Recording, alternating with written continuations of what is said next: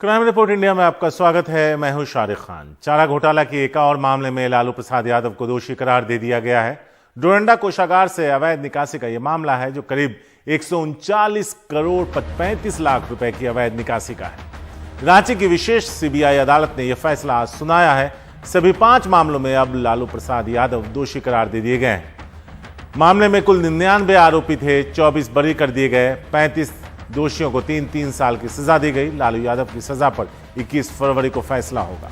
हमारे वरिष्ठ सहयोगी मनीष कुमार इस वक्त हमारे साथ हैं। इस पूरे मामले पर बात करने के लिए सीधे उनके पास चलते हैं, उनसे बात करते हैं। मनीष, पूरी खबर एक बार फिर से दर्शकों के लिए बताएं, और क्या अब वो न्यायिक हिरासत में है? लालू यादव को जब उनको इस मामले में दोषी करार दिया गया और ये कोर्ट ने क्लियर कर दिया कि अब उनके और उनके साथ 40 और जो दोषी आज करार दिए गए हैं, उनके मामले में 21 फरवरी को क्वांटम ऑफ पनिशमेंट पे आखिर उनको कितनी सजा मिलेगी। लेकिन एक बात तय है सारी कि उनकी सजा जो है वो 3 साल से ऊपर की होगी, क्योंकि 3 साल तक जिनको सजा हुई थी वैसे 35 आरोपियों जिनको दोषी करार दिया गया था और उन्हें 3 साल की सजा दी गई है। कोर्ट ने उनकी नामों को बता दिया। कोर्ट में उन्हें फैसला सुना दिया कि आपको 3 साल की सजा दी गई है। यानी कि ये जो 35 लोग हैं, उन 35 में लालू यादव का नाम ना होने के कारण अब ये लोग उनके समर्थक हैं या उनके वकील भी तय मानकर चल रहे हैं कि सजा जो है उनको 3 साल से अधिक की होगी। हाँ, आज जो कोर्ट में हुआ, 24 आरोपियों को जो इस मामले में निर्दोष करार दिया गया, 35 लोगों को दोषी करार दिया गया और उन्हें 3 साल की सजा दी गई।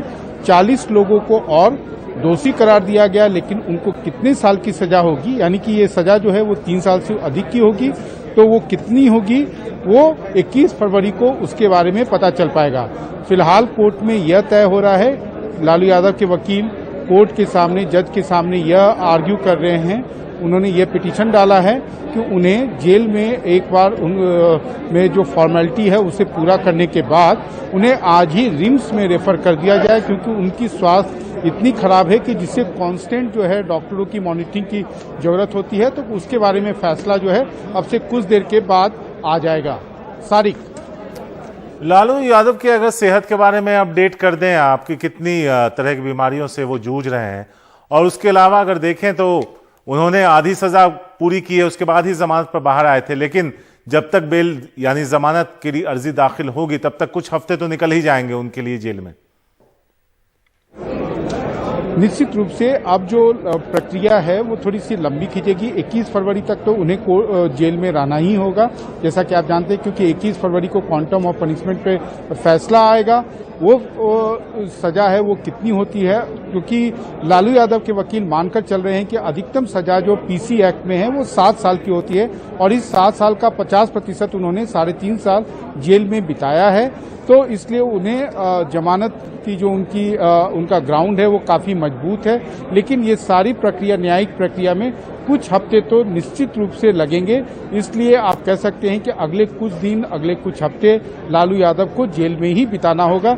वो रांची की बिरसा मुंडा जेल में रहते हैं या रिम्स में रेफर होते हैं, ये अब से कुछ देर के बाद कोर्ट उनके वकीलों ने जो कोर्ट में याचिका दायर की है उस पर जज साहब का फैसला आ जाएगा। सारिक, शुक्रिया मनीष विस्तार से बताने के लिए इस पूरे मामले को। तो लालू यादव एक और मामले यानी 5वें मामले में दोषी करार दिए गए हैं। चारा घोटाला से संबंधित था यह मामला।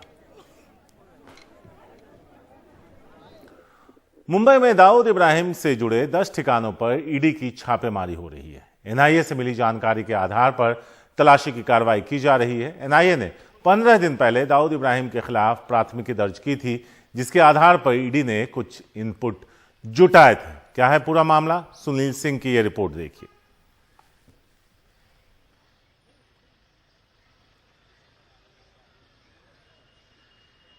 कहते हैं मुंबई से अंडरवर्ल्ड खत्म हो चुका है, लेकिन खत्म नहीं हुआ है, बल्कि अंडरवर्ल्ड ने अपना स्वरूप बदल दिया है, काम करने का तरीका बदल दिया है।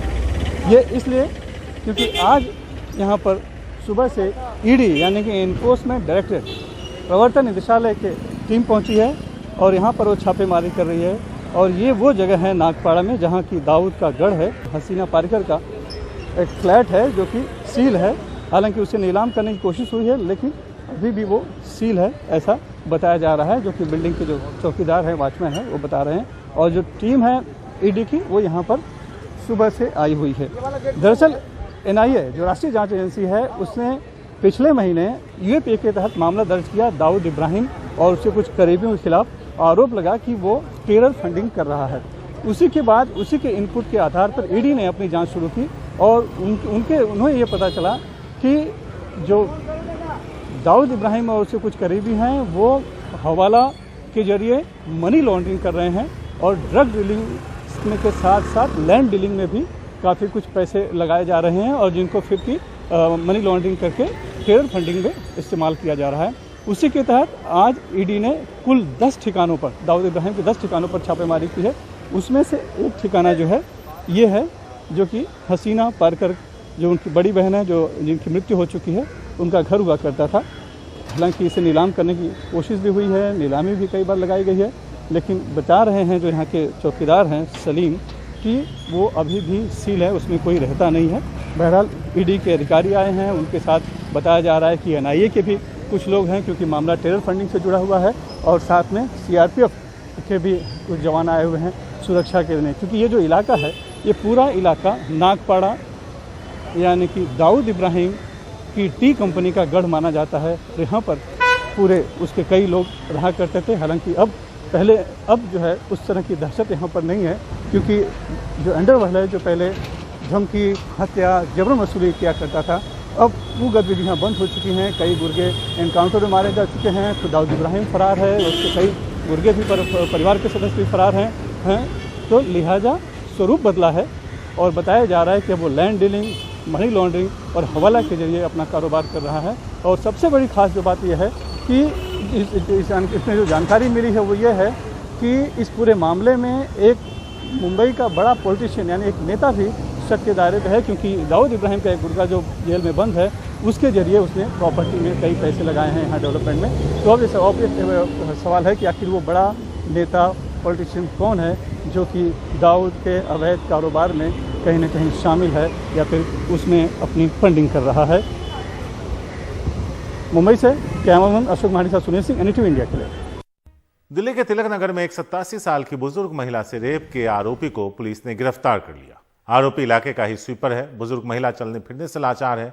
परिवार का कहना है वो अपनी बेटी के साथ रहती हैं और वारदात के वक्त बेटी कुछ काम से बाहर गई थी। उस वक्त वो घर पे अकेली थी, तब इस आरोपी ने इस घिनौनी वारदात को अंजाम दिया।